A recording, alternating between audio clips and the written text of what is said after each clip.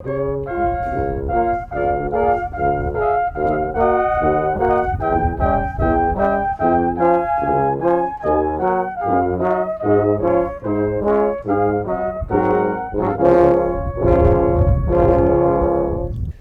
to Civil War Digital Digest. I'm Will. Well, we have a real treat for you today. Members of the 73rd OVI Brass Band have traveled from around Ohio up to historic Fort Wayne, Detroit, and we're going to talk today about the role of brass bands. I'm joined by the members of the 73rd and especially my friend John Connors, who is a CWDD coffee grinder. John's been with us for a little while, and John, thank you for being here and for bringing your friends up here. Our pleasure, my pleasure. Let's start and let's go right to the beginning, the middle of the 19th century. Tell me a little bit about the role of brass bands in 19th century life. Okay, well, brass bands really become popular in America around the Industrial Revolution. You started to have instruments made of brass made a lot easier because of the factories. And so brass bands start to spring up all over the place, and communities want to get their own brass band. Well, we like live music today, but it's extra important in the Civil War era. Why is that? Well, it was very powerful, and it was the only way that you could really have music. There was no recordings back then. The only way to have music was to bring it with you, either make it yourself or have a performance by live musicians. Well, fantastic. Well, I'll tell you, John, I'm a brass man. My background's the Spartan Marching Band. I know a number of you fellas have played in different college marching bands, and now we look at history, and I don't recognize a single horn that I see here. What's the difference? Well, these are all original mid-19th century brass instruments, and in most cases the mouthpieces are also original. So you are seeing a representation of the true instrumentation of a regimental level brass band of the Civil War. And what do you call these instruments generally? So there's cornets and sax horns. Those are your two main sort of families of instruments, and we have some representatives of each one. Fantastic. Well, we'll learn a little bit about these instruments generally, and we'll talk in another episode a lot more specifically about these instruments so we can learn a little more. What type of music did you play with these? So we played a wide variety of music. The stuff that was popular in the day were national airs, sort of the patriotic tunes. Pieces from opera and other classical composers of Europe, and minstrel music, and also parlor music and ballads, that sort of thing. Also, dance music was very popular. Wow, fantastic. Well, let's listen to some of that music.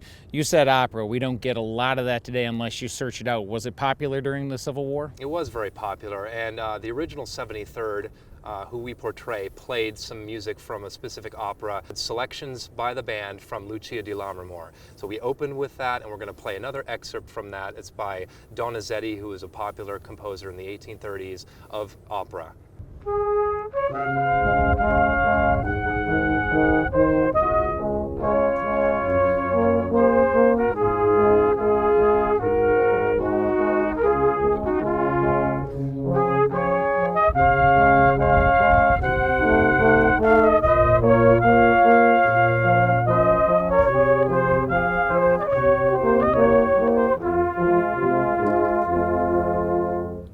Well, thank you for that, John.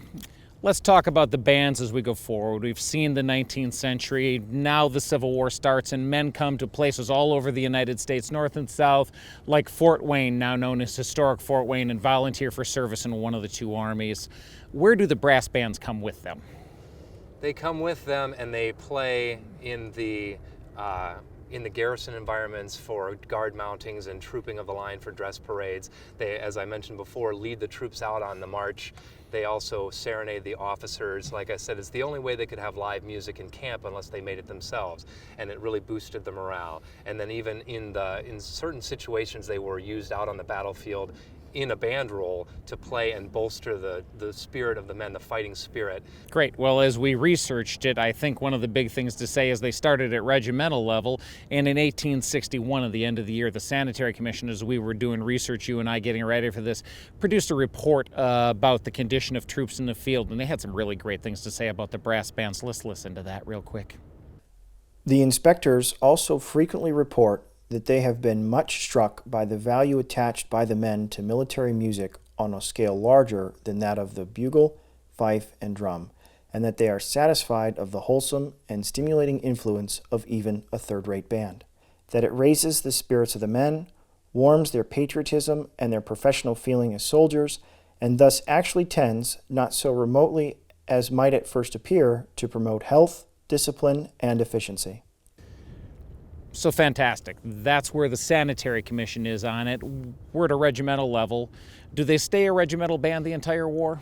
No, unfortunately, in some cases, yes, but they had to go around orders because there was a general order in 1862 because of a public law passed by Congress that said funding all these regimental bands, there were hundreds of them, it became too expensive, so they abolished 24 musician regimental bands and they authorized 16-member brigade bands.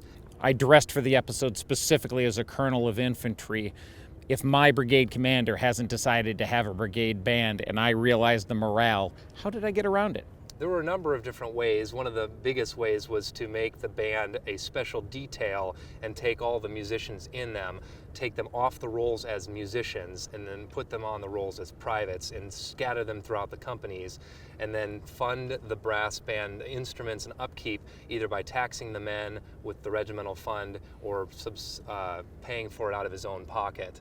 Subsidizing it with officer contributions. That's got to be a challenge to track as a historian. Absolutely, it really is. Great. Well, the morale is so important. Ballads are a big sentimental way to think about home. Can you guys play one for us? Absolutely. Great.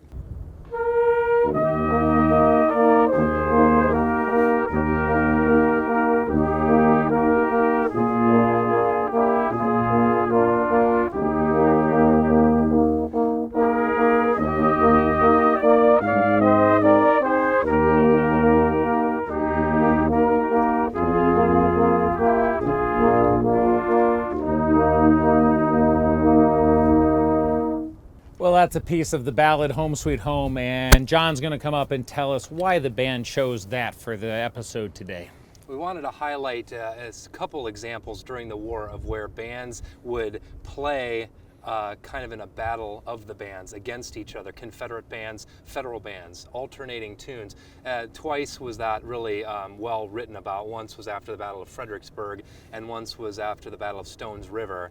And both accounts mentioned that the song Home Sweet Home was the last one that they played kind of together, and that then the men also that were within earshot would sing the words to that, and there were not any dry eyes to be seen. So, well, you can see the sentimentality of it, and you sure could see how a man would remember how homesick he is when he heard that song.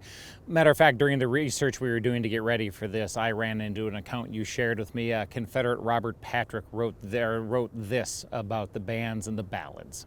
There's nothing in the world that reminds me more of home than those old familiar airs that I heard when life had brighter appearances than it does at present, and caused me to feel more keenly my present position, and too long the more earnestly for peace. But alas, there is no peace, for the end is not yet. Robert Patrick, 4th Louisiana. Well, okay, it's great that the fellas have sentimental moments and have ways to remember, but that, for me as a military officer, could be a real challenge. I don't want the fellas feeling homesick. I don't want them bummed out. I don't want them wanting to think about leaving the service. What do I do? well, there were a couple ways you could do that. The probably easiest one was to write an order abolishing the playing of certain pieces. Just outright, you will not play these pieces. Or they could have been arranged by the bandmaster to be in a quick step or a march tempo and with more bravado to be played and not so melancholy and sentimental. So you make it more lively. That's right. Okay, great. Well, let's go back to the role of the band. Obviously, we know it's music. Talk to me about their specific duties, whether one of these snuck-in regimental bands or a brigade band. What are their musical duties? Well, as I mentioned before, you could bolster the men's spirits, so they were playing on the battlefield in certain cases. The charge of the Confederates at Franklin was documented to have brass bands playing during the charge of the Federal works. They would bolster the men's spirits on the battlefield. They would play them into a town if they were on the march, leading the column. They would serenade the officers. Sometimes in occupation duty, they'd serenade the townspeople, kind of a winning of the hearts and minds sort of thing, and just to bolster the men's spirits. Amusical duties or non-musical duties, they were supposed to be stretcher bearers, and so they would have their horns put down during a battle. They would go and be stretcher bearers. In some cases also orderlies in the hospitals, and there's accounts of the 26th North Carolina Band of the Confederate Army of Northern Virginia after the second day's battle at Gettysburg. The bandmaster wrote that it was a terrible night where they were unfortunately assisting in the hospitals with the care of the wounded and the dead. So. Great. Well, grim tasks and necessary roles. One of the roles we talk about is that role of morale. You mentioned earlier that national airs are a big thing. Let's close this episode. I know you fellas have picked out Hail Columbia. I'll let you step back there and say thanks, John, for coming, and to all you members of the 73rd OVI for coming and bringing music to part of Civil War Digital Digest. Thank you for joining us. There's no reason to create these episodes of historical content if you don't spend your time watching them. If you've enjoyed this episode of Civil War Digital Digest, we'd love you to hit the like button, share it out. Take a look at what we're doing on Patreon. The patrons are people who are financial supporters making a lot more of this possible. We'll leave you with members of the 73rd OVI and Hail Columbia. We'll see you again.